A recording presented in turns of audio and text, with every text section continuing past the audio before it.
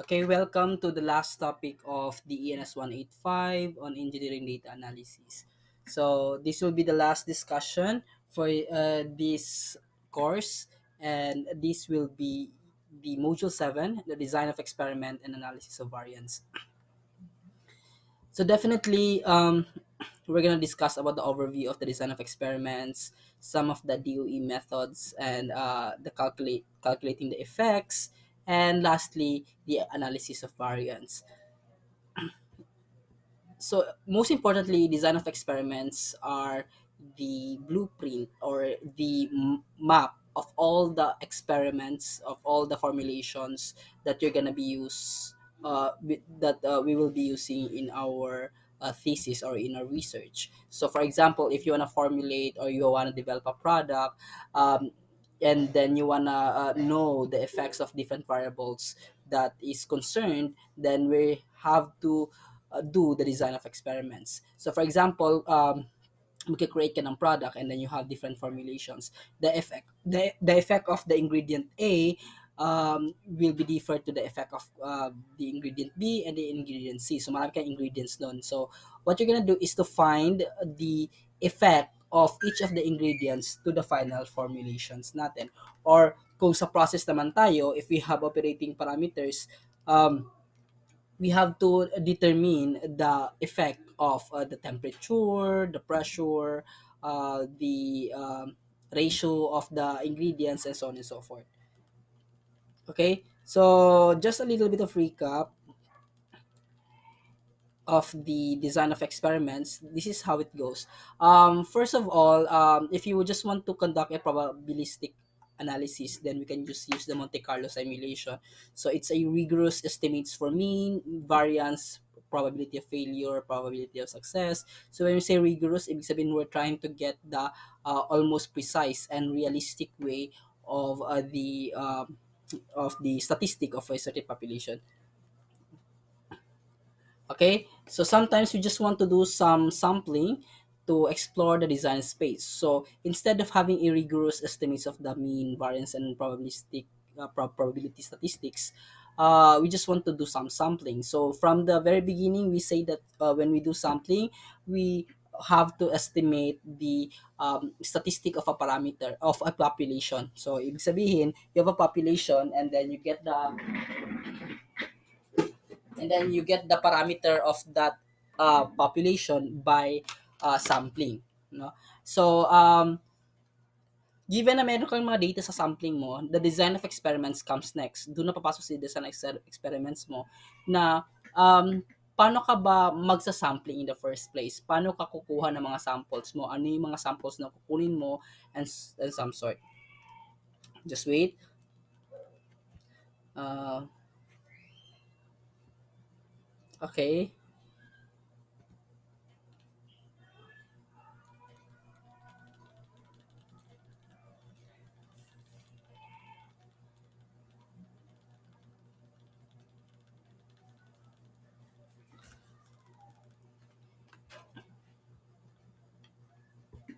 Okay, so design of experiment is actually a collection of statistical techniques.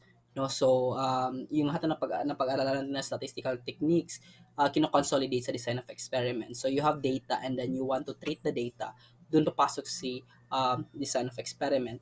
So it's a collection of statistical techniques providing a systematic way to sample the design space. So you have design space and then you want to statistically determine, no, kung ano yung behavior ng mga variables in your design space, then doon papasok sa design of experiment.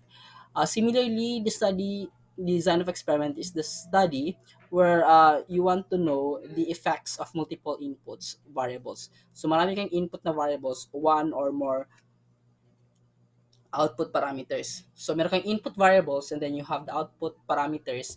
So ano yung interaction nila, no, will be the experiment. So how do you do experiment? DOE pa rin. Often used before setting up a formal design optimization problem. So before ka mag-optimization problem, like first you have to identify key drivers among potential design variables. Ano ba yung mga variables na kailangan mong i-take consideration? Kasi kung hindi naman nakaka-apekto, kung maliit naman yung effect niya, then we cannot use that. We can also identify appropriate design variable ranges. Ano yung mga ranges na kailangan? Kasi kung yung range na nilagay mo doon sa optimization problem mo is out of the effect, or hindi naman siya ganun ang effect niya, hindi naman significant ang effect niya, then therefore useless lang din. Nangyayari is si design of experiment, siya yung first na ginagawa natin bago tayo mag-optimization problem. So to get us in the terminologies of the SEM experiment, I just want to first give you a parang schematic diagram of how this experiment is done. So first is you have to identify the factors, you know. So yung factors natin are the design variable. Ano yung mga independent variables natin? So for example, dun sa experiment natin, on a certain reactor, kailangan natin ng temperature, ng pressure, no? So dun pa lang yun yung mga factors natin, the operating conditions ganun. And then levels is ano yung values of the factors or values of the independent variables. For example, sa temperature natin, anong gusto nating temperature, like for example 50 degrees Celsius, 60 degrees Celsius, 80 degrees Celsius. So those were the levels of the factor na temperature. And then papasok kayo siya sa experiment. We do some sampling here, and then after that, ng time observation. So yung observation na nakikita natin ngayon, we then statistically treat that observation to get an analysis or explanation, conclusion, inferences about about the behavior ng factors uh, dun sa experiment natin. So either the factors are statistically significant, either the factor will affect the observation. So definitely si factor siya yung independent variable, and si observation siya si dependent variable, no? Na papasok kayo sa experiment, or this is the process, no? So um, first of all, kailangan ilalagay natin si design of experiment into a matrix, no? So kailangan may matrix tayo. Sa matrix experiment natin, each row for here, each row of the matrix corresponds to one experiment. So this is one experiment. It's a combination of the factor A1 and the factor B1, and then so on and so forth. So each experiment has an observation. So nilagay ko na dito, no, sa notes ko, that if you have two factors A1 and B2, then you just create a tree diagram corresponding to both factors, for corresponding to the succeeding factor. Kasi yung first factor natin is factor A, and then the next factor is the factor B. So, if a factor out mo ngayon, B1, B2. So, the rest of the experiments are, so the number of experiments are 4. So, that's A1, B1, A1, B2, A2, B1, and A2, B2, and so on and so forth. So here we have two factors, and each factors have two levels. So therefore, the number of experiments is 4. So there are methods of DOE. So first method natin is the full factorial method. So sa full factorial method, simple lang yung formula natin. We just have to take L raised to n. So yung L natin is the levels and n is the factor. So for a two-factor, three levels experiment, then we have 3 squared, and that will give you 9 experiments. So that will have, for example, if two factors natin, temperature and pressure, say A is the temperature, and then we have three temperatures, no, 50, 60, and 70. So each of the pressure naman natin, for example, 1 bar, 2 bar, 3 bars, 3 bar, so meron tayo 60 degrees Celsius into 1 bar, then 60 degrees Celsius 2 bar, 60 degrees Celsius 3 bar, and so on and so forth. So magkakaroon ka ngayon, 83 diagram mo lang, magkakaroon ka ngayon ng 9 experiments. So for 4 factors, 3 levels, you will have 81 experiments na kailangan mong gawin. So the problem sa full factorial is it's very expensive.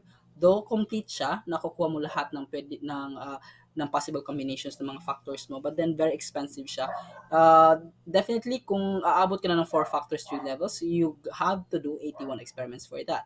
But since we have a lot of combinations na mangyayari doon, we want to truncate the experiment, no? Ibig sabihin puputulin we will just have to consider um, possible combinations lang, no? So we cannot usually do the full factorial experiment. So what we have to do is a fractional factorial experiment. So instead, we just consider some of the possible combinations na meron tayo. So the question comes in na kung ano yung mga experiments na kailangan natin, which combination of levels ang kailangan natin kukunin, and so on and so forth. So, sa fractional factorial experiment, kailangan lang natin i-identify again yung factors and levels natin. So, we just have to follow the formula 1 plus n quantity L minus 1. Sorry. So, nakikita naman natin dito na um, sa sa um, sa fractional factorial natin, no, kung if full factorial lang natin si 4 factors, 3 levels each, then we're gonna have 81 experiments. But then, using the fractional factorial na gagawin natin, it will boil down to uh,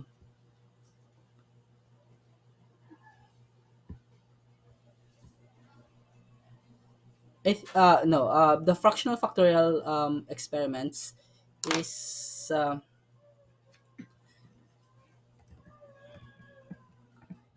is actually your kailangan mo lang kumuha ng mga possible na combinations mo doon. Actually the software, there's a software na automatically kumukuha na ng design of experiments natin dito.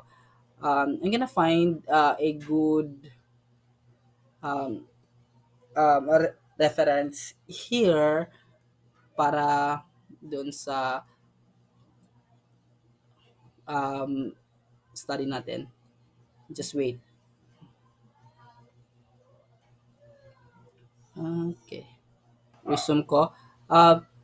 So this is how you're gonna construct a fractional factorial design. So first is you write down the full factorial for k um, for this.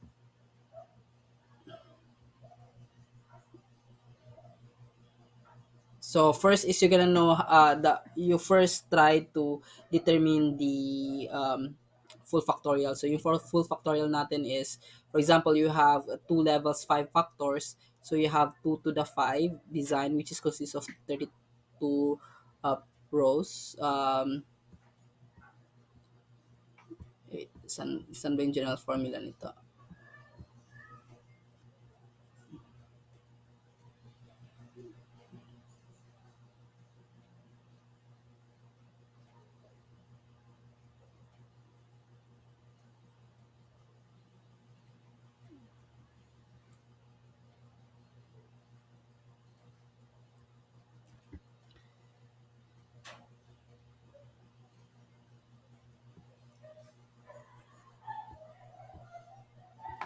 Okay, so I think we're gonna find another reference for that. The fractional factorial.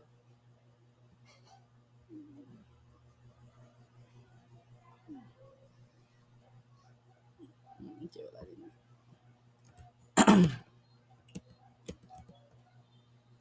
Okay, so stick na lang ako dito sa slides natin. Just wait.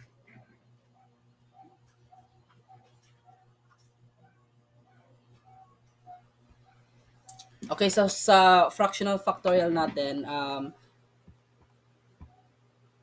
we kailangan natin i-follow yung parameters study natin. So sa parameter study natin, kailangan natin mag-identify ng factors and levels, and then you just have to follow the formula that's number of experiment of or observation is equal to 1 plus n times L minus 1. So for this 4 factors 3 levels natin, that's gonna be 1 plus n is equal to 4, and then 3 minus 1, we have 9 experiments. So napalit na natin um, yung number of experiments natin. Okay, so we also have to deal pag ganito, um, if we're gonna compare the observation N1, N2, and N3, ang nag-vary lang dito is si A, no? A1, A2, A3. So, what you're gonna do is, kukunin mo yung pinaka-the best sa A1, A2, A3. So, i-run mo muna sa experiment 1, 2, and 3. Pag nakita mo kung sino pinakamaganda ngayon na A star, yun yung gagamitin mong A sa 4, 5, 6. So, sa 4, 5, 6 naman, uh, the 4, 5, and 6 is kung sino naman ang pinaka the best na uh, B. So, yung pinaka the best na B, makukuha natin siya by running N1 and N4, N4 and N5. So sa N1, N4, and N5, makikita natin dito na ang nagva-vary is si B, B1, B2, and B3. So kukunin mo pinaka-the best dito sa kanila tatlo. Si C, ganun din. We have N1, N6, and 7, and D, N1, N8, and 9. So kung sino pinakamaganda, you will have to do to take note yung A star, B star, C star, and D star. Sila yung pinakamaganda. If you just have to compare and then get the A star, B star, C star, lista, then one at a time, gagamitin mo siya, no? So, ipapasok mo ngayon si A star dito sa fourth experiment mo, and then ipapasok mo si B star dito sa sixth element ni mo, sixth experiment mo. Then ipapasok mo si C star dun sa eighth element mo. Okay? Another method is the Latin hypercubes. Sa Latin hypercubes natin, gagawa ka lang ng grid ng two factors mo with four levels, and then randomly kukuha ka lang ng mga points mo. So, good option if marami kang factors, pero pag malit lang yung factors mo, hindi siya magandang gamitin. No? But there are still sophisticated methods na kailangan gamitin dun sa Latin hypercubes. Which, then the orthogonal arrays, or what we call the Taguchi DOE. So, Taguchi DOE, nangyari naman dito is, um, you have n factors and then n levels, and then you just get subset of L to the n evaluations based on the degrees of freedom natin. So, kung makuha mo na yung full factorial, merong certain arrangement na kailangan mo lang kunin. Dapat orthogonally sila, no? Ibig sabihin, if you look at the parang angles nito, kung gagawa ka ng matrix nito, dapat naka-right angle lahat yung um, mga mga levels ng factor mo. So, instead of like this, if you have three levels, three factors, two levels, um, gagawin usually sa full factorial magiging 8, 2 to the 3 is 8. Pero ang mangyayari lang, apat lang yung experiment mo. Dito naman, sa isang example ng orthogonal arrays, Taguchi method, if you have like three levels, then four factors, then supposedly this is 81 experiments, pero naging 9 experiments lang. So the reason why ganito to siya, no, it's because yun nga, kailangan kunin mo yung mga factors orthogonally. Um, Although merong isang paper na nakita ko that it gives you the general parang layout ng Taguchi orthogonals based on the number of levels and based on the numbers of the factors. For example, kung doon tayo sa two levels, three factors, so this is level. So, two levels, three factors. So, ito yung gagamitin mong design of experiment. So, if you have three factors, A, B, and C, and level 1 and 2, so, gagamitin mo lang to. So, this is A1, A1, this is A2, A2, and then this is B1, B2, B1, B2, this is C1, C2, C2, C1, so on and so forth. So, if you're gonna use a three levels, four factors, and then three levels, and then four factors. So, ito yung gagamitin natin na Taguchi na design of experiments natin. So, nagma-match lang din yan dito sa binigay ko dito. So, after na meron ka ng table ng mga experiments mo, or kung ano yung if-follow mo ng mga experiments mo, and then, i-follow mo na ngayon yung testing mo, magte-test ka na ngayon, mag-experiment ka na ngayon. So, out of the different number of experiments, magkakaroon ka ng mga observations natin. So, yung dito, yung mga N1, N2, N3, N4 are observations. Now, titingnan mo ngayon yung observations mo. Titingnan mo ngayon if yung observations mo, meron ba siyang sinasabi regarding sa mga sa independent variable mo or dun sa factors mo. So, dun papasok si analysis of variance pati main effects. So, sa effects muna tayo. So, pag sinabi natin effect, no? So, once the experiment have been performed, the results can be used to calculate the effects. So, the effect of a factor is the change in the response as the level of the factor is changed. So, meron tayong dalawang effect dito, no? So we have the main effect is the average individual measures of effects of factors, and the interaction effects. The effect of a factor depends on the level of another factor. So titingnan ngayon natin kung ano ba yung effect ng isang factor doon sa response natin or doon sa observation natin. Or meron bang epekto si factor natin sa response natin? Meron bang epekto si factor doon sa tinest natin na property? Sorry. So, doon natin nakikita, first is the main effects. Yung main effects na natin is each individual, parang each individual na factor lang natin. Tinitingnan lang natin kung si factor A ba may epekto ba siya kay response, si factor B um, may effect ba siya. Sa interaction effects naman, if kung yung mga factors mo, meron silang interaction with each other. Like, ang effect ng isang factor nakadepende dun sa kabilang factor. Okay?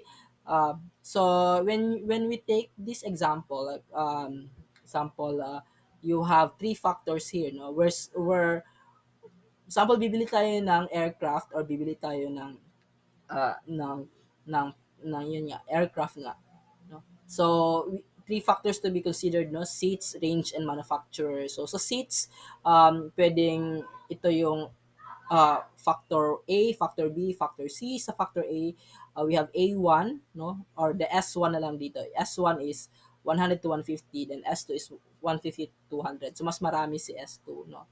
And then factor 2 yung range niya.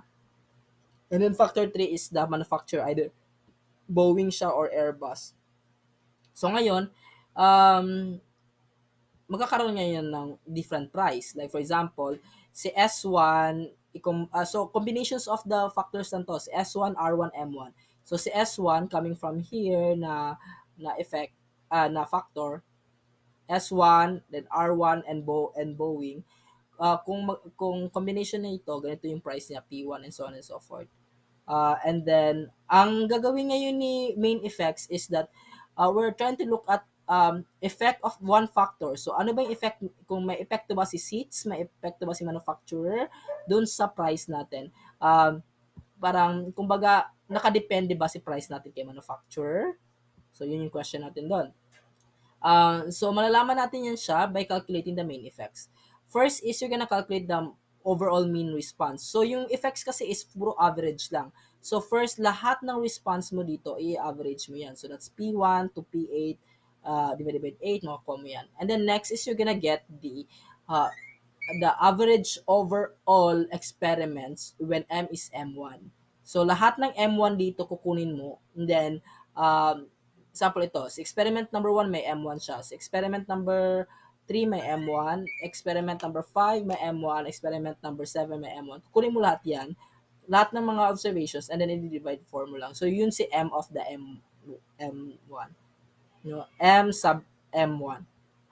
So the effect of the manufacturer level na M1 is equal to this M of M1 minus the overall.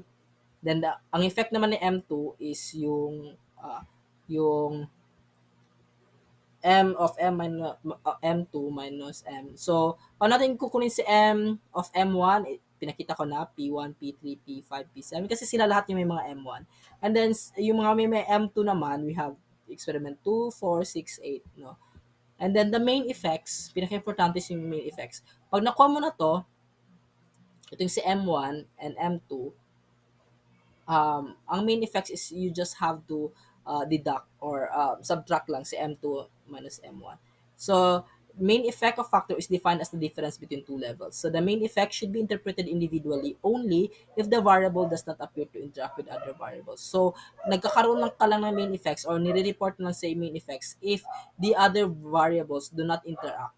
No? If the variables does not appear to interact with other variables. So let's have a real value dun sa mga P mo, no, sa mga price mo. For example, this aircraft, 717 na aircraft, ito yung combination ng factors niya. And then so on and so forth. No? So the overall mean price, average mo lang lahat nito sa 36.26. The M of M1 is 34.95. The M of M2 is 37.58. So kukunin mo yung main effects ng M1, main effects ng M2, at main effects of the manufacturer. So, yun lahat yun, nandito naman yung lahat sa formula natin. And then you will get a positive 2.6. Okay? So, yung positive 2.6 na yun, makikita natin to, mas ma-interpret natin siya if we're gonna look it in a schematic diagram. For example, yung 36.26, yung kasi yung overall mean price natin, let's say, nasa gitna siya dito. So, yung 34.95, yun yung M1 ni Boeing, and then yung 37.58, yun yung M2 ni Airbus. So, ang nangyayari is nagko-cross siya dito sa 36.26. So once na nag-cross yung line connecting M1 and M2 doon sa line ng average, ibig sabihin may epekto siya. Okay? Ibig sabihin automatically the main effect, the manufacturer has a main effect, or may main effect si manufacturer na factor mo. Okay, once na nag-cross siya dito sa average mo na line. Okay, so sa interaction effects naman, we can also measure interaction effects between factors, no? So the question here is, does the specific factor depends on the level of another factor? Naapektuhan ba ang isang factor ng kabilang factor? And so on and so forth. So, definitely, the manufacturer and range interaction, kukunin natin kung may interaction ba si manufacturer and range. Then you're gonna get the average manufacturer effect with range 2 and then average manufacturer effect of range 1. So, kukunin mo muna yung may mga range 1. So, sino ba yung mga range 1 dito? It's 1, 2, 5, and 6. And then sa range 2 is 3, 4, 7, 8.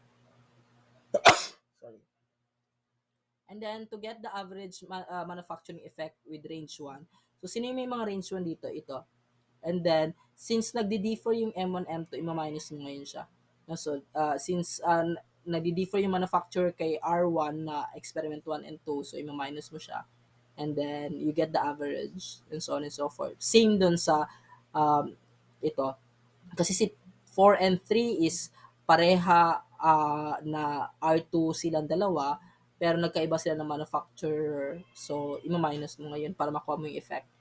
So, after that, nakuha na natin yung 0.45 and 4.8. Ima-minus natin ngayon. That's negative 2.2. So, the interpretation here is that um, um, kasi ito kasi ang angle kasi nito is positive, no? It's because si M2 mas malaki yung value. Ang nangyari lang dito, the behavior is ang behavior ng graph mo ngayon will somehow look like this.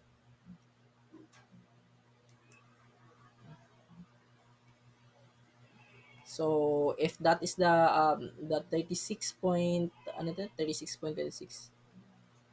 No. First is you're gonna look at the effect of the range 1. Yung sa range 1 natin 4.8. So yung 4.8 natin, um naka-positive siya, di ba? Okay.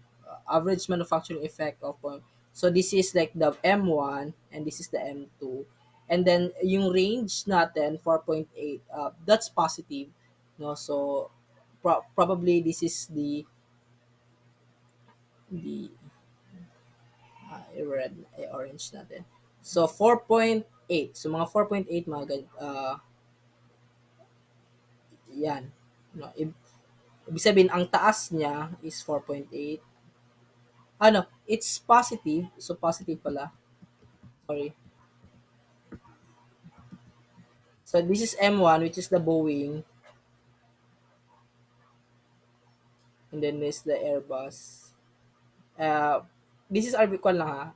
Schematic lang to. So this is 4.8. No? Yung 4.8 is yun yung kataas niya. So this is parang ito going here is 4.8.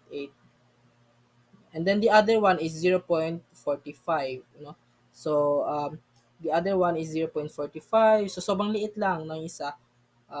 We're gonna do it with blue na lang. So, yeah, yan. Positive pa rin siya. So, yung height nito is 0.45. Naka-positive pa rin siya. So, ganyan pa rin yung angle, yung direction niya. Okay, so automatically nag-cross naman sila sa isa't isa. So, may interaction. Once nag-cross naman itong path na to, automatically meron kang interaction na nangyayari. Okay? Dito sa main effects, as long as nag-cross lang siya dito, may main effect ka na. Dito naman sa interaction, as long as yung orange pati yung blue, nag-cross sila, ibig sabihin they have an interaction. Um, and then interpretation of effects, if we have three factors lang, no? We have the manufacturer, seats, and range. Pag ilagay mo siya sa 3D Cartesian plane, automatically each values or each experiments constitute a certain box. No? Magkakaroon siya ng 3D na box. So, if we're gonna look at the axis ng seats natin here, we have S1, and then we have S2 here. No? Kasi seats kasi tayo. And then therefore, it's constitute this plane for the S1 and this is the S2 na plane. Kung titingin ka naman sa range natin na axis, yung plane natin are R1, yung sa floor, then R2 yung sa ceiling. And dito naman sa plane natin sa M, this is the M1 and then this is M2 na side. So, main effects of the manufacturer. So, automatically pwede natin to gamitin ng formula. Sa interpretation of effects naman, as a interaction effect naman, instead of having a parallel dun sa two values natin, we're actually getting a parang a cross section or parang nag interact or ano daw. They're orthogonal to each other, no, naka-orthogonal sila. They're not longer parallel yung dalawa. This time naka-orthogonal sila. Nag-interact sila. Okay, so interaction effects are also the difference between two averages, but the planes are no longer parallel na. Okay, so this is just an example of the design of experiments. Let me proceed na lang dun sa ANOVA natin. Okay, so yun sa main effects kasi natin is we're dealing with the average, no? We're dealing with the average values. But then, syempre, average values means mean. Dito naman sa ANOVA natin, we're dealing with the variances. Automatically variances siya. No? So, this is a very common statistical test na ginagamit sa mga factorial designs natin, especially if you have single factor with three levels or with two or more factors and so on and so forth. So, ANOVA pa rin yung ginagamit natin. Especially sikat na sikat ito sa pag-treat ng mga researches, mga scientific researches natin, mga thesis natin, and also kahit nung high school tayo, yung mga scientific researches natin, no, gumagamit tayo ng ANOVA. If we have different groups with different factors, then we try now to determine ano yung difference ng each of the factor and if a certain factor ba is a significant factor or not. So, in ANOVA, you just have to deal with two variances. Meron tayong two variances na included dito. We have the between groups variance. So, ibig sabihin, each group, each factor, you get the variances. No? So you get the variance of A with respect to B with respect to C. So igugrupo mo sila, then kukunin mo yung variance ng each ng among groups, no? Kunin mo yung variance ng collection ng lahat ng grupo na yon. Between groups ang tawag doon. So tinitingnan natin ngayon how much mean of the different group differ from one another. And actually the variance is computed as how the individual group differ from overall mean, no? Pag within group naman, sa isang group, kukunin mo yung variance ng data sa loob ng isang group. So, if may A1, A2, A3 ka, kukunin mo yung variances ng mga data na nandun. So, yung basic idea natin dito is, uh, are the scores of the different groups or condition different from each other? Magkakaiba ba yung mga scores of the different groups, or conditions different from each other, no? So again, from the estimation of parameters natin, or the hypothesis testing pala, is we also have two hypotheses here, the null hypothesis and alternate hypothesis. Okay, automatically, pag sinabi natin yung null hypothesis, all participants in the various conditions are drawn from the same population, means that the experimental variable has no effect. So, yung ibig sabihin, yung pagkakaiba-iba ng factor mo has no effect. Hindi hindi malayo yung pagkakaiba ni factor A, factor B, factor C, or probably hindi sila nakaka-apekto sa response mo. Yun si null hypothesis. But if we reject the null hypothesis, then we will get the alternate hypothesis, means that certain factor affects the response. Nakaka-apekto si certain factor mo. Also, when we say null hypothesis kasi, is that we are assuming that the between group variance is equal to the within group variance. Sorry for the typographical error, but yung sa null hypothesis kasi natin, di ba sinabi natin na there are two variances, no? Yung group variance mo, yung between group variance mo is equal to within group variances mo. Ibig sabihin, null hypothesis yun. Ibig sabihin, walang epekto. Magkakapareha lang sila. Walang pagkakaiba-iba yung mga factors mo. Okay? If the between group variances is equal to the within group variances, automatically null hypothesis siya.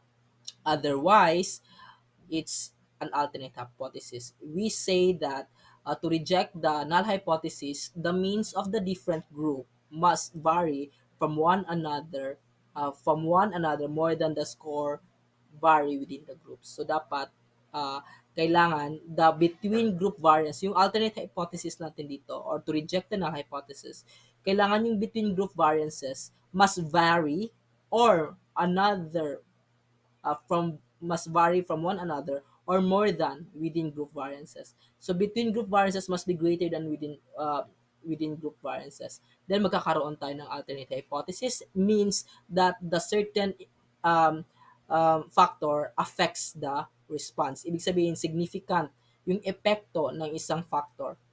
Okay, so we're gonna use F-test for this, which means that we have to get the ratio of between groups variances over the within groups variances. Automatically, pag equal to sila, magiging 1 yung F mo, so null hypothesis siya.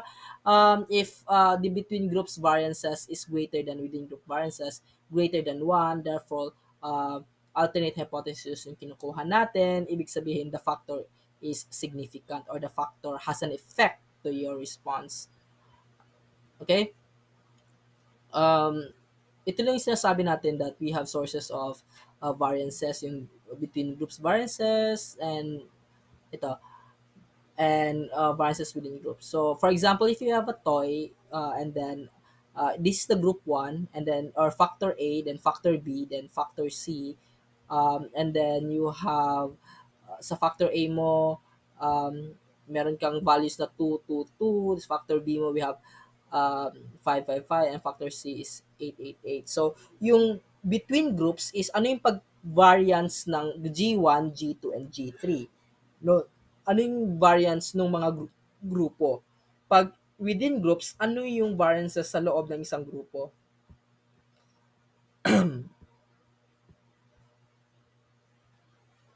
So, yung ANOVA lang natin is F-test, no? Gumagamit lang tayo ng F-test. So, between groups variances and within groups variances. So, let's have a uh, parang eh, example here. So, if we're gonna look at the example where we want to find the effect of color on scene recognition, specifically, we're gonna look at the reaction time to name the category of a scene. For example, meron tayong pictures, may mga pictures tayo, and then you want to recognize, uy, itong picture na to is a man-made. Itong picture na to is a natural landscape. Ganun. So, titingnan natin yung reaction time natin. So, ang nangyayari dito, we have two factors. Number one is the color. The presence of the color. Either colored siya or gray siya. So, yung two factors na involved dito are color and the type of the scene, either man-made siya or natural landscape. So, sa color natin, we have two levels, no? Colored siya and gray. Kahit kayo, di ba? I mean, um, mas makaka-recognize kayo kung colored or something like hindi siya dull yung color niya, no? So, that's the first factor. The second factor is type of the scene. So, ano yung mga type of scene natin? Like, for example, we have city, road, room, shop, ganun. And then natural categories natin or natural scenes natin are coast, canyon, desert, and forest. So, actually, ito yung data natin. Ito yung data natin, the reaction time. When we say reaction time, gaano ka kabilis naka-recognize na, okay, yan ay man-made, yan ay natural. No? Kasi we're trying to find the does the color help fast scene recognition? Ano? So, ito yung data natin. For example, um, if ang picture na nakita mo is colored, tapos man-made siya, 743. Kasi colored eh. And then, kung man-made siya, then gray, 742. Mas mabilis, no? Ibig sabihin, mas mabilis mo ma-recognize pag man-made yung picture, tapos gray siya. Sa natural naman, 750 yung colored and natural compared sa 800 gray and natural. So, mas mabilis mo ma-recognize pag yung scene, no? Mas mabilis mo ma-recognize yung lugar pag natural siya na scenario or landscape like coast, canyon, mga beach, ganun, pag colored siya. Like, alam mo kaagad, for example, picture ng Boracay, tapos, mabilis mong ma-recognize kasi naka-colored siya, no? Yeah. Tapos pag man-made naman, for example, mga city, road, ganyan, kahit colored or gray, alam mo kung saan to. So, ayan, palengke yan. Ayan, um, daanan yan sa may kanto namin. Yun. Pero pag talaga, pag natural scenes talaga, mas marami mabilis ka makarecognize ng color.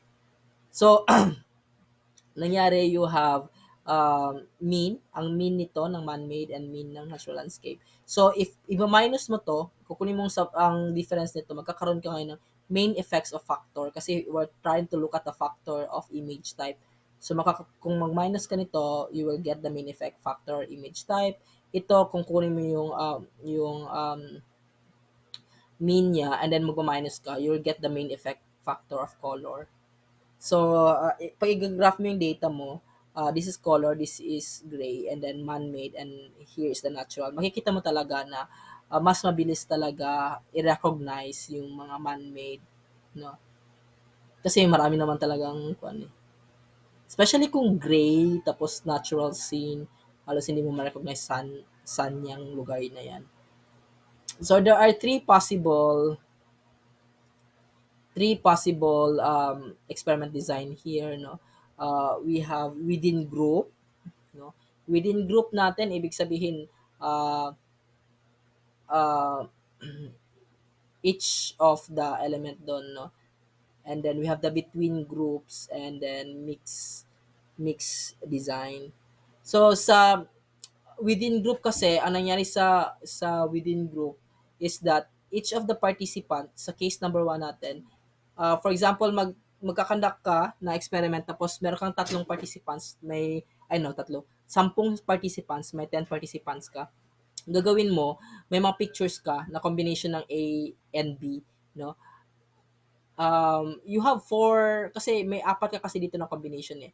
Color ka na man-made, gray ka na man-made, color ka na natural, gray ka na natural. So, ang gagawin mo, each of the participants, bibigyan mo ngayon ng picture, o bibigyan mo ng tiga-apat na picture. So, i-recognize nila yun, gaano sila kabilis. Apat yun sa isang participant. No, titingnan niya. So, yun ang ginatawag na within group.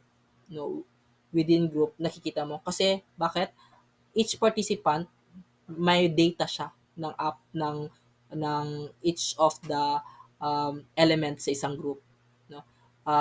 We say na example sa participant number one, may A1 siya, may B1 siya, may A2 siya, may B2 siya, no. Lahat within group nati-check niya sa isang participant. Okay, sa case number 2 naman natin, instead na sa isang participant makaka-receive siya ng apat na pictures, i-recognize niya, ang sa case number 2 natin is isang participant, isang picture lang. Okay, so kung gano'n ang mangyayari, magkakaroon ka ngayon ng 10 times 4. So that's 40. So kailangan mo ng 40 participants kung isang participant, isang picture lang. Ang tawag naman doon is between groups.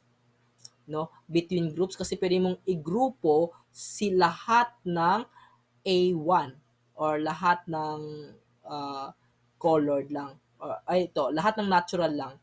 Then, igrupo mo rin sila lahat ng man-made. So, within groups ang tawag doon.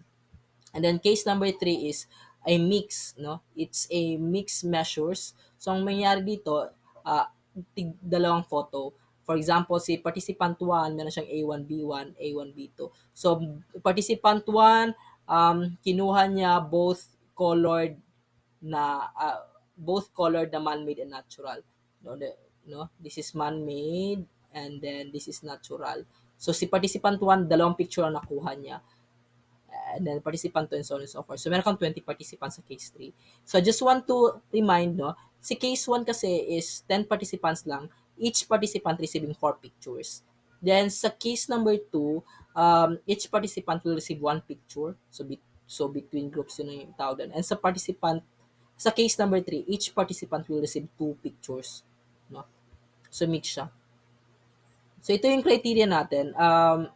Kailangan na natin magkuha tayo ng F value. Na kailangan yung F value natin must be greater than 1.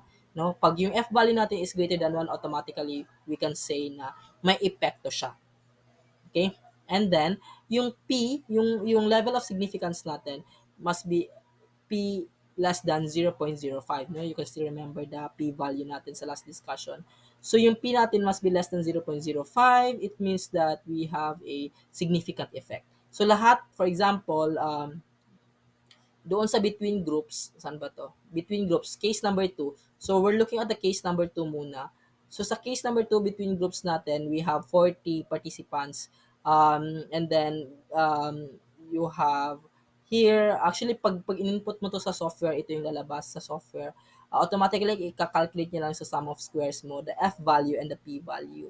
Ang titingnan lang natin dito, for example, the factor na seen, either natural or man-made natin, yung F value, 22.8. So, ibig sabihin, very positive, very greater than 1. Ibig sabihin, malaki ang epekto ni scene doon sa reaction time. And then the p-value is less than 0.01. So, very significant. Similarly, sa second factor natin, the color natin, positive pa rin yung F natin. And then yung p-value natin less than 0.05. So, significant pa rin. And then may interaction tayo, when we multiply scene and color, positive pa rin, then 0.0006. So, paano ba natin kinukuha yung F value? Again, si F value is between groups variances and the within groups variances. So, sa table natin, we can say that yung residual, yun pala si within group. And then the mean square, yun si between group. So, i-divide mo lang si between group or the mean square here of the specific factor divided by the residual. Then you will get the F value. Similarly, ganun din sa ibang factors. No? So, if you're gonna write the notation for the between groups mo na F value. So, F of 1. So, ibig sabihin we only have 1 degrees of freedom. Bakit isa lang yung degrees of freedom natin? Kasi sa scene, dalawa yung level natin, no? The man-made and the the natural, and then ang degrees of freedom kasi n minus 1 eh. So that's 2 minus 1, 1. So 1 na lang yung degrees of freedom natin. And then 36 is because the residual is 36, no? Pag finix mo yung apat, ito, pag finix mo yung apat, ang matitira na lang sa 40 is 36. So, ang degrees of freedom sa residual natin is 36. And then, F is 22.86, and then P is less than 0.001, which is very significant. Okay? So, ganun din yung gagawin natin sa color and then the interaction. Then case number one, kasi case number two yun between factors. Case number one, which is within groups, yung 10 participants lang yung gagawin natin. So, ganun pa rin. Once na makuha yung mean square, and then i-divide mo lang sa sa scene type subject, and then you will get 54.573. No, i-divide mo tong si 10,400 kay 191. Then you will get the 54.3537. And sa color naman, we will have 270.47. And then sa scene, sa interaction naman, 20.455. Lahat naman sila is greater than 1. So, lahat sila may epekto. And then, lahat naman sila ay less than P, less than 0.005. So, lahat naman sila significant. So sa mixed design natin, yung 20 natin, yung residual natin here is 18. So same pa rin. Okay? Um, mag-divide lang tayo here the between over the within. So lahat naman ng F natin is positive, greater than 1. And then lahat ng P value natin is less than 0.05, no? So yeah, less than 0.05. So, lahat naman sila significant. Okay, so yun lang yung kailangan nating malaman na pag nag-design tayo ng experiment, first of all, we have to know the levels and the factors, and then i-layout natin. Depende ngayon sa method na gagamitin natin, full factorial, fractional factorial, Taguchi, and so on and so forth. And then, magte-treat ka ngayon, first na gagawin mo, main effects. Yung main effects lang natin is automatically mga average lang yun. And then, you just have to follow that formula. And then, the ANOVA variances naman. So, you just get the mean squares natin. No? And then, yung paano tayo gumawa or mag-solve ng variance from the very beginning, yun yung gagamitin natin na formula sa ANOVA. You just have to get the F-test, i-divide mo lang si between groups over the within groups. Anyway, there is this very essential statistical tool called Minitab. Yun yung ginagamit ko usually basta nagde-design of experiment ako or nagtitreat ako ng data. Though paid version siya, but then may mga crack pa rin doon. So, yun lang sa design of experiment and analysis of variance. Again, this is the last topic for the ENS 185. Congratulations for enduring this class, and congratulations for completing all the requirements for this class. So, see you next week for your final exam. Thank you.